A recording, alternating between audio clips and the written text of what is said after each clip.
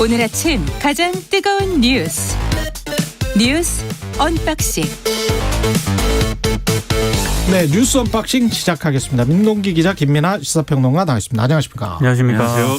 예, 어제 우리가 이게 검증이 제대로 된 거냐 그런 이야기 많이 했는데 당연히 이런 말이 나올 수밖에 없을 것 같습니다. 인사수석 책임론이 나오고 있습니다. 청와대. 그러니까 이게 여권 내에서 나오고 있는데요. 예. 송영길 민주당 대표가 어제 청와대 인사 시스템을 돌이켜봐야 한다 이렇게 얘기를 했는데 예. 기자들이 물었습니다. 그러니까 누구를 얘기하는 거냐라고 물으니까 특정 인물을 지칭한 게 아니다라고 얘기를 했는데 사실상 김회수 인사수석을 거론한 것으로 일단 해석이 되고 있고요. 백혜련 민주당 최고위원도 라디오 인터뷰에서 인사검증 문제가 인사수석 소관이기 때문에 인사수석이 총책임을 질 필요는 있어 보인다. 이렇게 얘기를 했습니다. 사실상 대놓고 김 수석의 경질을 주장을 한 셈입니다. 근데 언론 보도를 보면은 청와대는 좀 이런 주장이 여당 내에서 나오는 거에 대해서 좀 불쾌감이 있는 것 같아요. 왜냐하면 이 결국 검증이라는 영역은 인사수석의 영역이라기보다는 이제 민정수석의 영역인 것이고 예.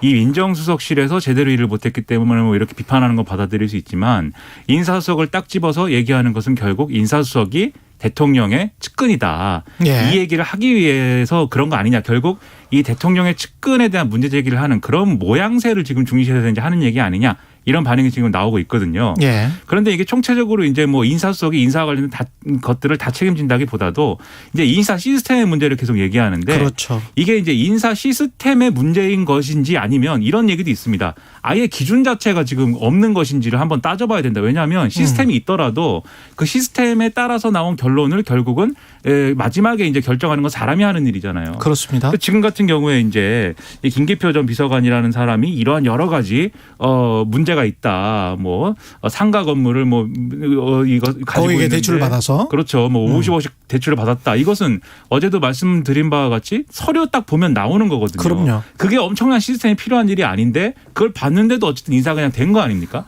그리고 몰라서 분명히 회의도 했을 거예요, 사실은. 그렇죠. 예. 이게 시스템이 못 걸러내서 이제 누락된 사안이 아닌 것으로 보이기 때문에 이거는 시스템의 문제라기보다는 기준의 문제다 이런 지적이 나오고 있어서 이것까지 같이 좀 총괄적으로 봐야 되는 사안이다 이렇게 생각이 됩니다. 그러니까 수석 비서관 같은 경우에는 청와대 인사 그 추천위원회가 열리거든요. 예. 그건 수석 비서관이 그렇고 비서관급은 총무 비서관실에서 임명을 결정하게는 되어 있습니다. 근데 문제는 뭐냐면은요.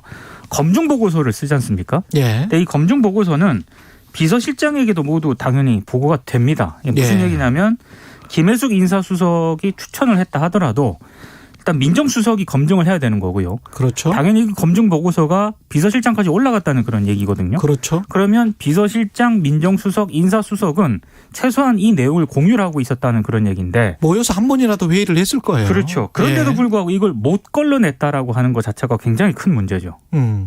밑에 참모진들도 문제가 있는 것 같고. 네. 그렇죠. 뭐 좀 이상하면 더 알아보라고 시킬 수도 있을 것 같은데 이걸 못 걸러냈다는 거는 정말 이상합니다. 그러니까 못 걸러낸 건지 별 문제가 없다고 안 걸러낸 건지 그건 예. 좀 따져봐야 할 것 안 같습니다. 걸러낸 거에 가까운 것 같아요. 그건 그렇죠? 두 가지인 것 같아요. 첫 번째는 이제 사람이 너무 없다라는 어떤 인식이 있는 것 같고 정권 말에 반부패 비서관 누가 하겠느냐. 그래도 이 사람이 한다고 하는데 이러한 여러 가지 뭐 50억씩 대출을 받았고 상가를 사고 뭐 이런 여러 가지 논란이 있지만 어떻게 넘어가 보자. 이것은 이제 사람이 없다라는 어떤 핑계와 그다음에 그것에서 출발한 어떤 안이함 이런 게 아니었을까라고 평론가적인 시선에서 추정을 하는데 뭐 진실은 이제 열어봐야 알겠죠. 하지만 그러한 안이함이 계속해서 이어지는 거는 안 되는 겁니다. 제가 오프닝에서도 이야기했습니다마는 그런 사람을 찾기가 이 사람도 이제 검사하다가 특수부 검사하다가 맞습니다. 네. 변호사하다가 변호사 시절에 그렇게 상가 임야 다 한 거죠. 다 한 거잖아요. 네. 그리고 난 다음에 이제 반부패 비서관 들어간 건데 안 그런 사람 찾기가 힘들기는 했을 것 같아요. 근데 꼭 그럼 변호사나 검판사 출신이 해야 되나 그런 생각도 들어요. 네. 예. 그렇죠. 그리고 이제 이게 사실 또 검사 판사 출신들만 그러면 이런 문제를 안고 있는데도 그렇지도 않을 것이고 예. 너무 이 부동산 문제라는 것은 너무 이제 투기나 이런 것들에 대한 어떤 여러 가지가 이제 너무 이제 저변이 넓어가지고 손 안 대는 사람이 없지 않느냐 이렇게 생각이 되는데 저나 이제 민동기 기자님처럼 가난한 사람들은 예, 손을 댈 그 수단 자체가 없습니다. 가난한 사람들이 높은 자리에 상대적으로 이분에 비해서는 저도 가난해요. 재력가로 소문이 이게 많이 무슨 뭐 상대적인 거기 때문에 상당한 예. 재력가라고 제가 이분의 들었어요. 이 비해서는- 정도로 재력가는 전혀 아닙니다. 이분에 예. 비해서는 그렇지 대한민국 않습니다. 상당수 국민이 가난한 사람입니다. 상당수 아니요 99%, 네. 99.999%가 가난하죠. 가난한 사람들을 중용해 주세요. 네. 최재형 감사원장은 사퇴를 했고요.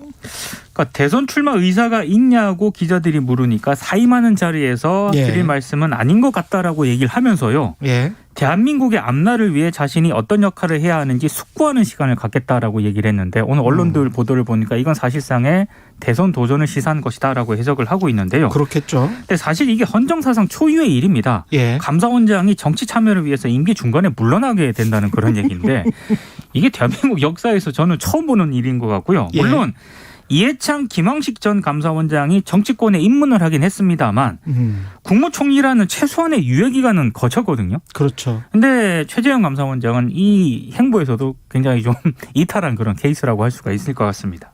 그러다 보니까 이제 참, 예, 문재인 말씀하세요. 대통령도 예. 이제 이 부분에 대해서는 한마디 했습니다. 이게 지난번에 윤석열 검찰총장이 이제 그만둔다고 했을 때는 이게 그동안에 여러 가지 정치적 맥락이나 이런 것들이 있었기 때문에 사실 문재인 대통령이 별다른 입장 표명을 안 했는데 이 최재형 감사원장에 대해서는 이 감사원장을 임기 보장을 하는 것은 정치적 중립성을 지키기 위한 것인데 최재형 전 감사원장은 바람직하지 않은 선례를 만들어서 아쉬움과 유감을 이제 대통령이 표했다라고 청와대가 밝혔거든요. 그러니까 이 문제는 그만큼 이제 굉장히 중대한 문제로 바라보고 있는 것이고 그리고 바람직하지 않은 선례 이렇게 얘기를 했는데 이게 감사원장이 자기가 어떤 정권하고 철학이 안 맞아갖고 내가 더 이상 못하겠어서 그만두겠다 이런 문제가 아닌 걸로 청와대도 보고 있다는 거 아니겠습니까? 예. 정치에 참여하기 위해서 그만뒀다는 게 기정사실로 보고 있다라는 것이기 때문에 이거는 정말 이 감사원장 출신의 감사원장의 정치 직행에 대해서는 이 최재형 감사원장이 정말 정치를 하지 않으면 정말 안 되는 어떤 이유를 국민들에게 설득력 있게 제시하지 않는 이상 어떻게 봐도 비판을 초래할 수밖에 없는 이런 문제가 지금 돼버렸다고 봐야 되겠죠. 그리고 지금은 검찰총장이 됐지만 김호수 검찰총장 같은 경우에 예. 예전에 감사위원으로 지금 청와대가 추천을 했는데 예, 최재형 감사원장이 정치적 편향성을 이유로 이걸 거부를 했었거든요. 본인한테 지금 이게 부메랑이 지금 그대로 가고 예. 있습니다. 감사원의 감사위원으로 추천을 했는데 예.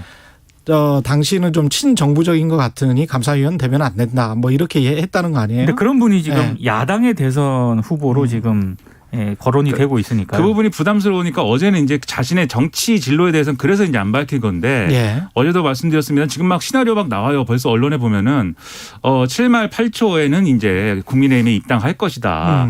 그리고 8월 경선 이준석 대표가 얘기하는 8월 경선 버스 있지 않습니까? 예. 버스에 탑승할 것이다. 이런 얘기 막 나오거든요. 그리고 이 얘기가 뭐 근거가 없는 얘기가 아니라 최재형 감사원장 측이라고 하는 데서 나온다고 하는 거니까 상당히 정치적인 스케줄이나 이런 것들을 구체적으로 짜고 있다고 봐야 되는 겁니다. 제가 이래서 정치 공학을 싫어하는 건데 이게 다 결과잖아요. 그렇죠. 뭔가 하면 된다. 뭔가 정권을 잡으면 된다. 뭐 이런 건데 아니 한낮 KBS 기자 방송 진행자한테도 요구되는 6개월 정도의 윤리 강령이 어떻게 감사원장이나 검찰총장한테 지켜지지 않습니까? 그리고 그거를 사회적으로 당연시합니까? 이게 말이 됩니까?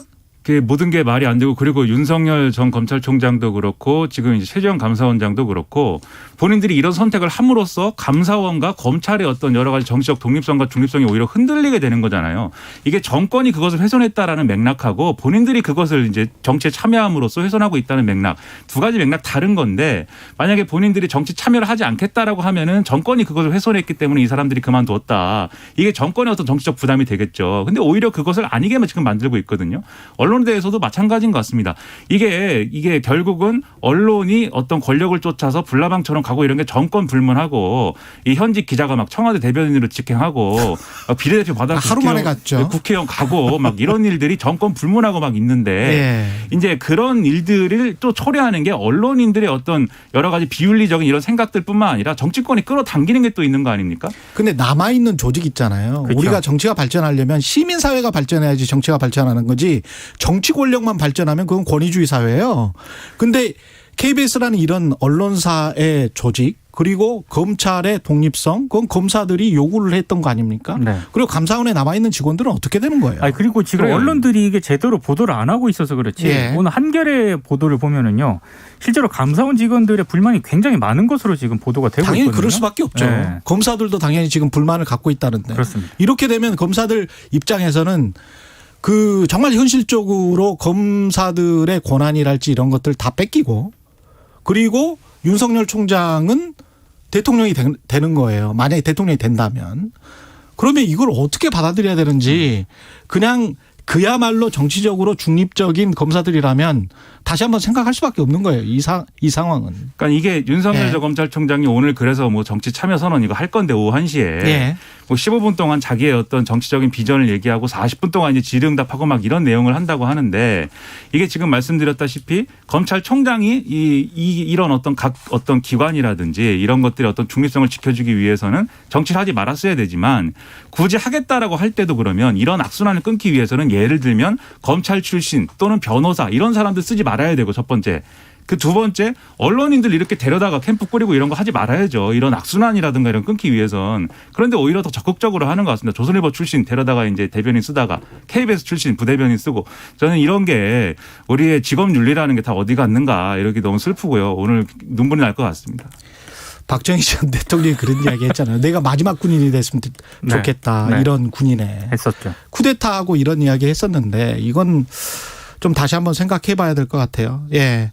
우리 월성 1호기 수사 관련해서 백운규 전 산업부 장관이죠. 기소가 지금 유력합니다. 예. 그러니까 지금 그 노종환 신임 대전지검장이요.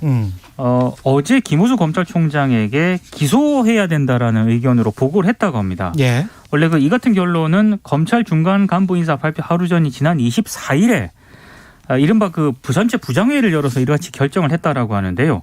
근데 지금 오늘 중앙일보 보도를 보면은 예. 김호수 총장이 수사팀에게 수사심의위원회를 통해서 기소 여부를 다시 검토해보자 이런 취지의 지시를 내렸다라고 하고요. 중앙일보는 이 김호수 총장의 지시를 사실상 기소 보류 결정을 한 것으로 볼 수 있다 이렇게 해석을 하고 있습니다. 이게 혐의가 직권남용이죠? 그렇습니다. 그렇습니다. 여기에 대해서 그러면 이게 이 언론의 해석처럼 김호수 검찰총장이 이제 기소를 하지 말라는 보류의 취지의 결정을 했다. 이렇게 되려면 수사심의를 개최하지 이제 말아야 되는 거죠. 그러면 그렇죠. 그렇게 되면은 네. 이제 기소 보류지만 이렇게 지시를 했으면 수사심의를 열어서 거기서 판단하면 될 것 같고요. 그리고 수사심의를 열기 위해서는 뭐 검찰총장이 직권으로 하는 방법도 뭐 있는 것 같지만 이 수사심의를 열기 위한 검찰시민위원회를 또 열어야 되거든요. 예. 다른 건 같은 경우에는 아예 검찰시민위에서 이거는 뭐 이 검찰 수사심의에 거칠 사안이 아니다라고 기각해버린 사안도 있었습니다. 그러니까 이 절차를 거치고 나면은 결국 기소를 해야 된다라고 하면 기소를 예. 하는 게 적정하다고 하면 기소를 하면 되는 거지 않습니까? 그래서 실제로 이 검찰총장이 수사심의를 거치자라고 하는 게 뭐 기소 보류다 이렇게 가기보다는 실제 수사심의를 그러면 거치는 것도 방법이겠죠. 그러면 훨씬 더 이제 엄밀한 근거를 가지고 기소를 할 수 있게 되는 거니까 예. 이걸 뭐 기소도 아니다로 가기보다는 절차를 거치자라는 차원에서 볼 필요가 있는 것 그러니까 같습니다. 중앙일보의 해석이고요. 예. 다른 언론들 보도를 보면 이렇게 기소하라고 이렇게 건의했다 이렇게 보도를 하고 있기 때문에 이 상황은 좀 지켜볼 필요는 있는 것 같아요. 알겠습니다. 계속 따라가 보겠습니다. 네, 뉴스 언박싱 민동기 기자 김민아 평론가였습니다. 고맙습니다. 고맙습니다. KBS 1라디오 최경영의 최강 시사 듣고 계신 지금 시각은 7시 36분입니다.